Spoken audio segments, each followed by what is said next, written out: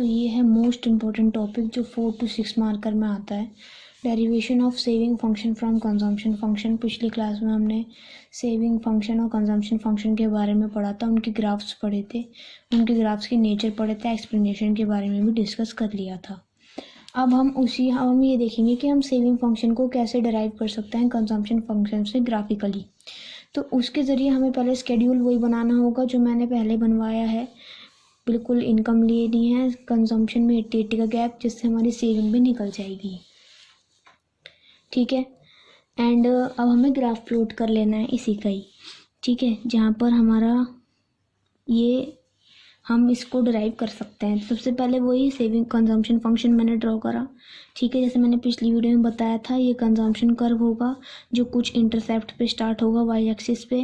क्योंकि ये जो है कि ये शो करता है कि जीरो लेवल पे भी कंजम्पशन हो रही है, जो है ऑटोनोमस कंजम्पशन डिनोटेड बाय सी बार। ठीक है, तो हमने ये ड्रॉ करा कंजम्पशन, एंड ये इनकम कर्व बिल्कुल 45 डिग्री लाइन का होता है।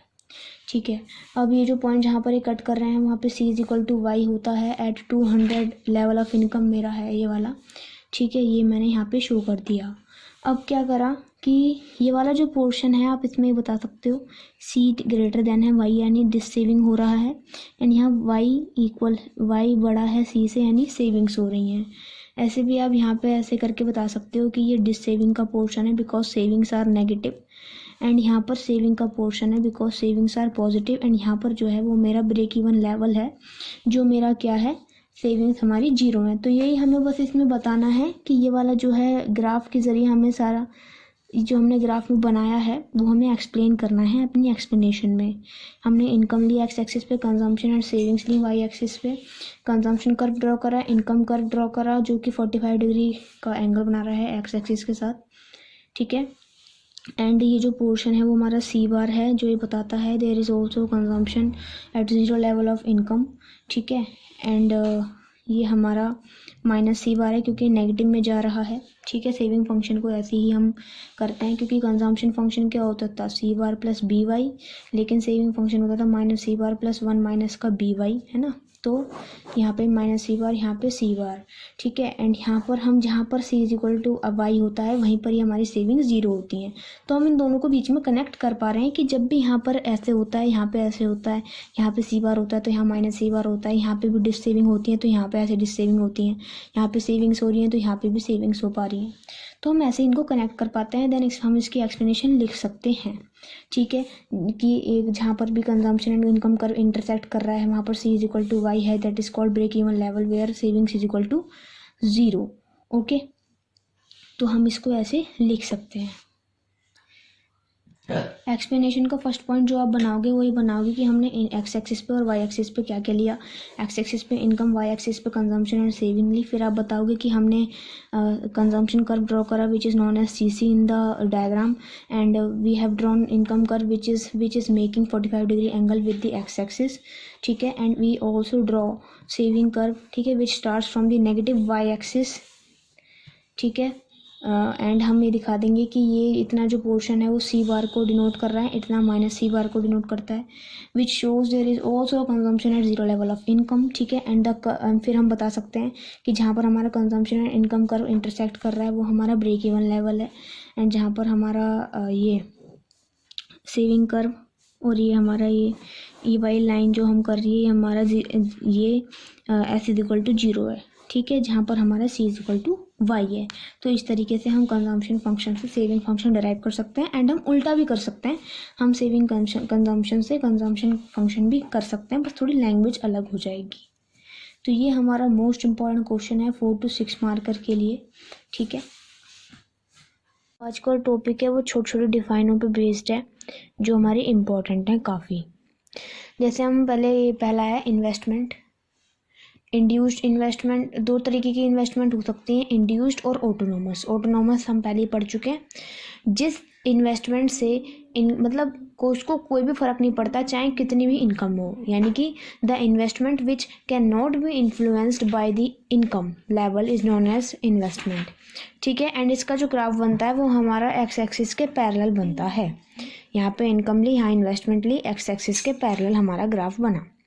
दूसरा है हमारा इंड्यूस्ड इन्वेस्टमेंट, मतलब जो इन्वेस्टमेंट हम प्रॉफिट एक्सपेक्टेशंस के लिए करते हैं, ठीक है। जैसे जैसे हमारा प्रॉफिट बढ़ता जाता है हमारा इन्वेस्टमेंट भी हम उस प्रोजेक्ट में करने ज़्यादा लगते हैं, ठीक है। तो मतलब अगर हमारी इनकम ज़्यादा है, मतलब हमें उससे मतलब अच्छा लाभ मिल रहा है, प्रॉफिट्स मिल रहे हैं, हमारी इनकम में इंक्रीमेंट हो रहा है, तो हम इन्वेस्टमेंट अपनी बढ़ाएंगे, ठीक है। इनकम जैसे जैसे बढ़ेगी तो इन्वेस्टमेंट भी बढ़ेगी, ठीक है। अब हमारा एक इम्पॉर्टेंट टॉपिक है फुल एम्प्लॉयमेंट। फुल एम्प्लॉयमेंट का मतलब एक ऐसी सिचुएशन होती है जहाँ पर वो सभी लोग who are willing to and able to work at existing wage rate get their work। मतलब जो काम करना भी चाहते हैं और वो काम करने के लिए कैपेबल भी हैं, उनको एग्जिस्टिंग वेज रेट पे काम मिल जाता है बिना किसी डिफ़िकल्टी के। बट मैक्रो इकोनॉमिक्स में फुल एम्प्लॉयमेंट का मतलब ये नहीं है कि वहाँ पर कोई बेरोज़गारी है ही नहीं। वहाँ पर दो तरीके की अनएम्प्लॉयमेंट प्रेजेंट होती हैं अंडर फुल एम्प्लॉयमेंट, जो हमारी दो तरीके की हैं अंडर मैक्रो इकोनॉमिक्स, जो है पहली फ्रिक्शनल अनएम्प्लॉयमेंट। फ्रिक्शनल अनएम्प्लॉयमेंट का मतलब एक टेम्परेरी अनएम्प्लॉयमेंट से होता है। जैसे मान लो कोई भी इंसान है, उसने अपनी जॉब छोड़ दी और वो दूसरी जॉब के लिए तलाश कर रहा है, तो जितना टाइम पीरियड उसको दूसरी जॉब को ढूंढने में लगेगा, ठीक है, after leaving the first job, तो वो जो एक स्पेसिफिक टाइम पीरियड होगा वो होगा फ्रिक्शनल अनएम्प्लॉयमेंट, उसे हम कहेंगे, ठीक है। तो और दूसरी आती है स्ट्रक्चर अनएम्प्लॉयमेंट, जिसके अकॉर्डिंग जो भी लोग अनएम्प्लॉयड हैं, किस वजह से वो अनएम्प्लॉयड हो जाते हैं कि वर्कर्स में कैपेबिलिटी की कमी होती है, ठीक है। मतलब जैसे मान लो हमें टेक्निकल वर्कर्स चाहिए, अभी उन वर्कर्स को हम या तो ट्रेनिंग दें जो हमारे एग्जिस्टिंग वर्कर्स हैं, या उन्हें हटा दें और नए एम्प्लॉय करें। तो अगर हम उन्हें हटाएंगे, ठीक है, तो जो अनएम्प्लॉयड पर्सनस हैं वो रह जाएंगे, है ना, जो मतलब पहले एम्प्लॉयड थे और due to their lack of skills वो अनएम्प्लॉयड हो गए, तो उस एम्प्लॉयमेंट को हम कहेंगे स्ट्रक्चरल अनएम्प्लॉयमेंट, ठीक है। It refers to the unemployment in which people remain unemployed due to mismatch, मतलब मैच नहीं हो पाता between unemployed persons and demand for specific type. जैसे हमको टेक्निकल वर्कर्स चाहिए, ये मेरे को डिमांड में है, ठीक है, लेकिन अब मेरे पास है नहीं, तो मैं उनको अनएम्प्लॉयड कर दूंगा। एग्जाम्पल भी ले रखा है, due to advance technology workers will be unemployed, क्योंकि उनके पास इतनी स्किल्स ही नहीं है कि वो एडवांस टेक्नोलॉजी को सीख सकें, तो वो हमारी स्ट्रक्चर अनएम्प्लॉयमेंट में आ जाएगा। दूसरी अब हमारा एक टाइप आता है, हमने फुल एम्प्लॉयमेंट में दो टाइप पढ़ लिए, अब हमारा है इनवॉलंटरी अनएम्प्लॉयमेंट। इसमें क्या होता है, ये एक ऐसी अनएम्प्लॉयमेंट होती है जहाँ पर लोग काम तो करना चाहते हैं और कैपेबल भी होते हैं, लेकिन उनको काम नहीं मिलता एग्जिस्टिंग वेज रेट पे, ठीक है। लेकिन उसी के विपरीत वॉलंटरी अनएम्प्लॉयमेंट का मतलब है कि लोग काम करना ही नहीं चाहते। यहाँ पे तो काम करना चाहते हैं, ठीक है, बट यहाँ पे लोग काम करना ही नहीं चाहते, ठीक है। तो जब भी हम किसी भी इकोनॉमी में एम्प्लॉयमेंट की कैलकुलेशन करते हैं तो हम इन जो हमारी वॉलंटरी अनएम्प्लॉयमेंट है उसको काउंट नहीं करते, ऐसे लोगों को काउंट नहीं करते जो वॉलंटरी अनएम्प्लॉयड हैं, ठीक है।